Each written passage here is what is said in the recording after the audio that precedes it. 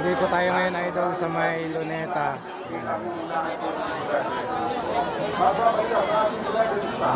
Luneta sa harap ng Quirino Grandstand.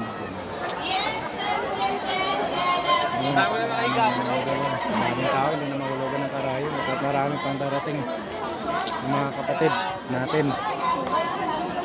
Ano tingin nyo? Pumunta po tayo sa likod, medyo maharangan tayo dito. Na nangunahan ng Iglesia ni Cristo dito sa Quirino Grandstand.